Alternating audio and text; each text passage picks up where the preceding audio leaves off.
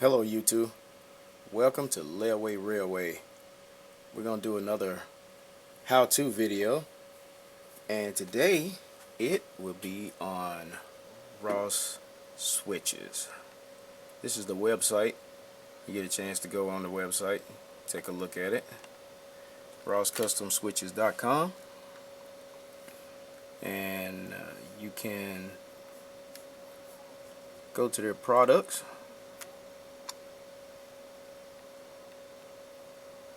They'll show you the products that they have, the price list, new things they have.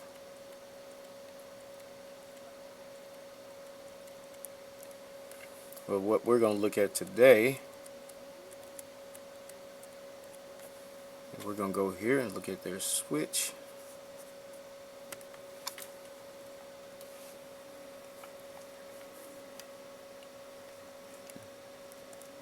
And for my layout, here you can see that they have different types of switches. And these are PDFs that show you information on them. For today, we're going to go look at what I'm putting on my layout, which is a number 4.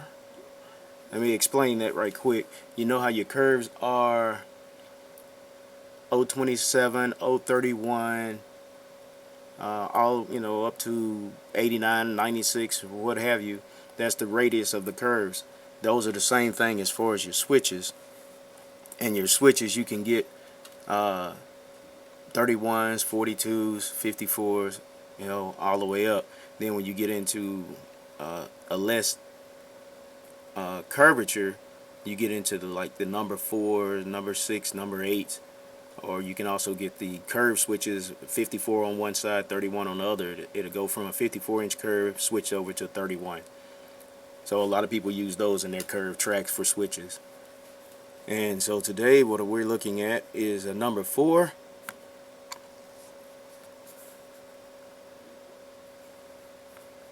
Open that up.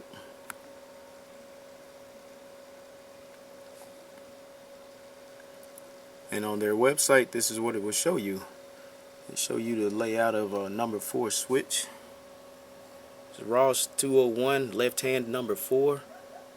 And it shows you the switch points, shows you the frog and the guardrails, and it gives you those things. It gives you the dimensions. I don't know if you can see it on here.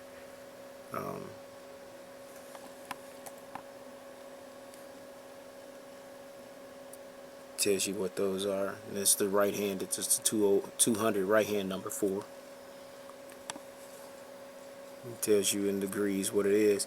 Now these you can actually blow them up to actual size and print them out, and you can use them as templates on your layout. For people that want to know how it's going to look, you can always do that on your layout. You can print them out and it'll show you exactly how you want to do it. So I printed it out before, and put your center rail up, and it gives you exactly what that switch is going to look like and how it's going to lay on your layout. It's a great tool that they have on this. Also, there's some other things on here. Is their store, and you can get track sections, you order your track and your curves and your straights. And there's like a 072 track here, and shows your curve there. So it's a nice website. It shows you different things on here. And don't forget where your switches. Here's a yard switch. I'm open that up here.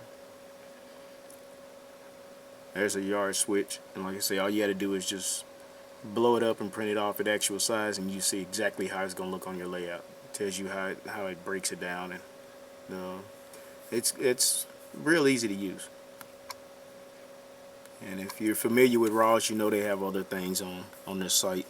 You can get your straight track and your curve track, your crossovers, things of that sort.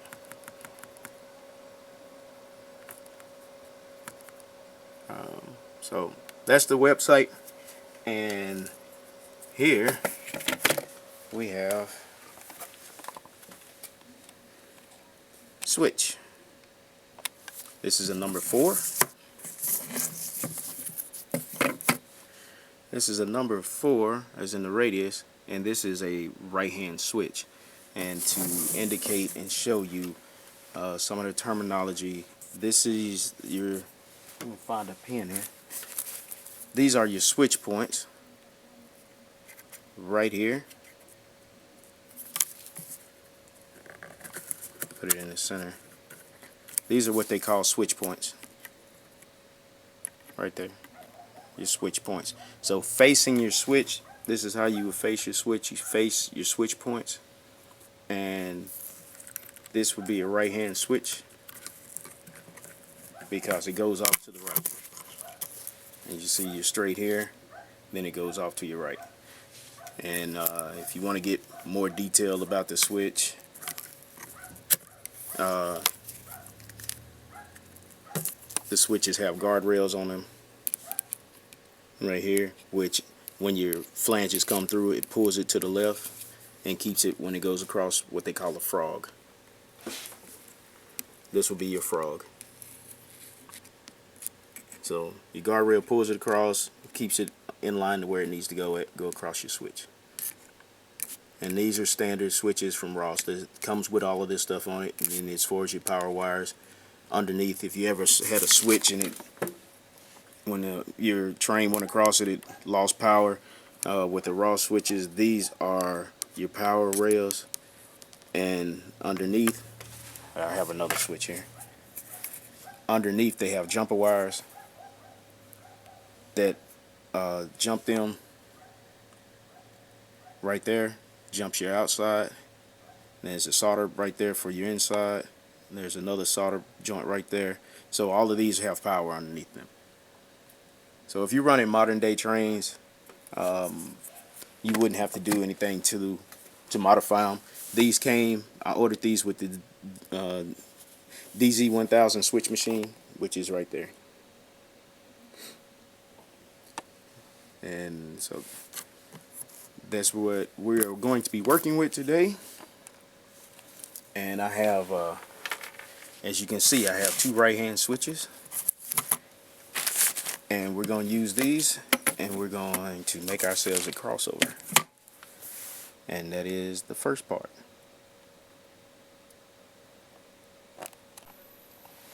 Okay, this is what we're going to do. Why do we have 2 right hand switches? I'm going to make a crossover.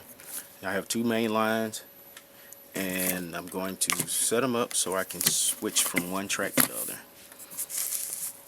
Alright, so this is the way that they will be sitting. They go together this way. So, and looking at the switches, the first thing I want to do is I want to move my switch machines to the inside, from here to there. Ross switches are real easy to work with. I wish I had my tripod, but I'm going to show you. There's 2 screws on here. It's one here, one here. There's a spring. The spring loads your switch right here, and it hooks to your rod right here that's connected to your switch points. So when this rod moves, your switch points go from one side to the other. And all I'm going to do is I'm going to move switch machine, these 2 screws, unhook the spring, and put it on this side. And you see over here, I don't know if you can see it, there's already a hole here for the spring to go. There's already a hole right there for the spring to go in. And I'll put this switch machine right here. And I'm going to do that to both switches, and then we'll come back.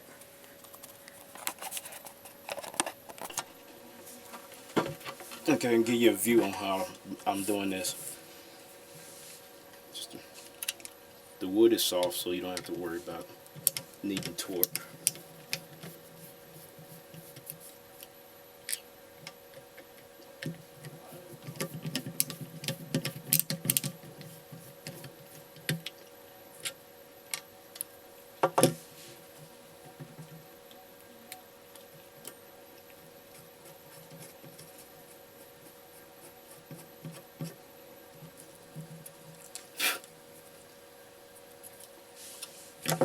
When you change the sides, notice it was over here. Now it's going to be over here. And your switch machine, make sure that it's working fine.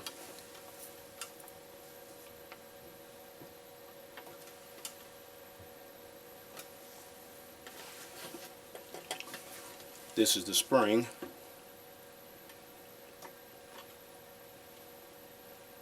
Hope you can see that. That's the spring there. This is the end that goes into your switch arm. You see, without the switch machine on it, it just flows freely back and forth.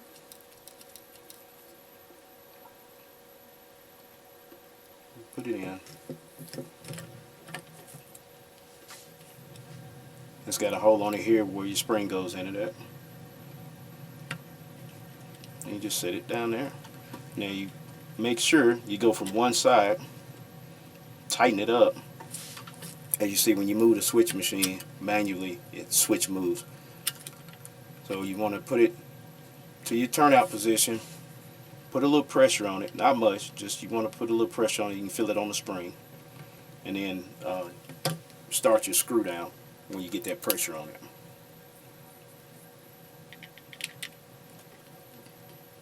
Put it all the way up square against your wood, and then push it over just a little bit to give it a little pressure. Then start your screw.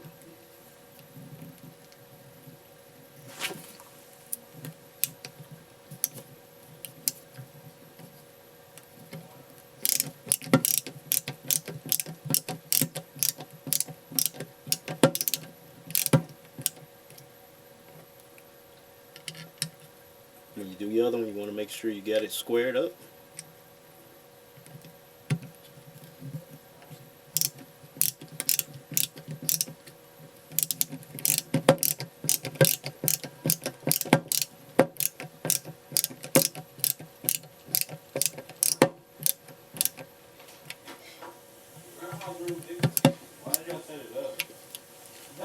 Then retest your switch.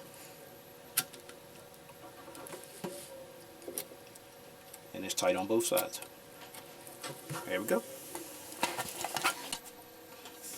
Okay, we've got that done. And the next thing we're going to do, I'm going to put 2 pins in it. And the reason I'm going to put 2 pins in it is because I've run 2 separate tracks, and what I'm going to do is, where these connected, I'm going to put the outside pins in. And these pins are Gargrace pins for my Gargrace track. And I'm going to create a simple block, and for you that don't understand, that means that the power on one track, which is going to be the outside line, and the power on the middle track, this line, will not be the same power source. And at this point, some people use insulated pins or they'll notch it out. This is real simple. Just don't put a pin in it. And when you put it together, you leave a gap, and then we're going to put this, mount this on this board. And I use this to make sure all my alignments are straight. Then I add the track to it when I get into position. But this right here, I can do my wiring and everything else on this board, and I don't have to do with it anymore. And it's first time pins have been put in here, so it's kind of tight. And you want it to be tight.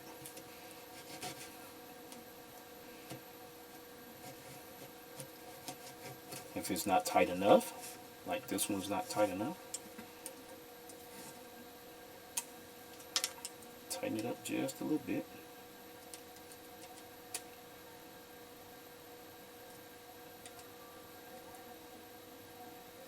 Might as well do the rest of them while I got it out.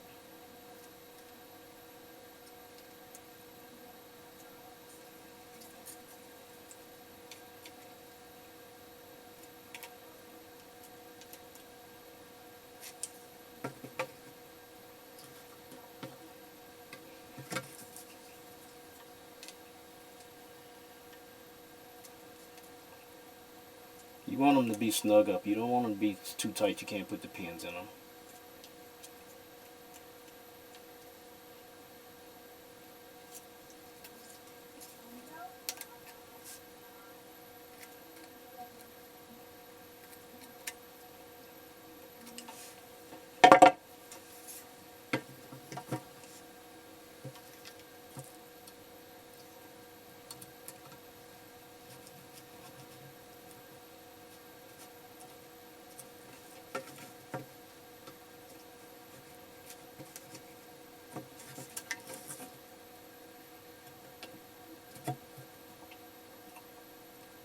There you go. You can see the gap.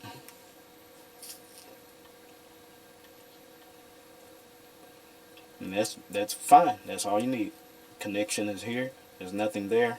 The train goes over it. It'll pick up power off of this switch. And if you're running two separate powers, or you're running conventional, you're running track, one train on this track at one speed, you just keep your switch closed, and you can run a separate one over here. You run them in different directions. No problem. No problem whatsoever. Alright, and then what we'll do, kind of line it up on our board. Kind of center it up there. And then what I will do is I will drill my holes for my wires to go through on the ends.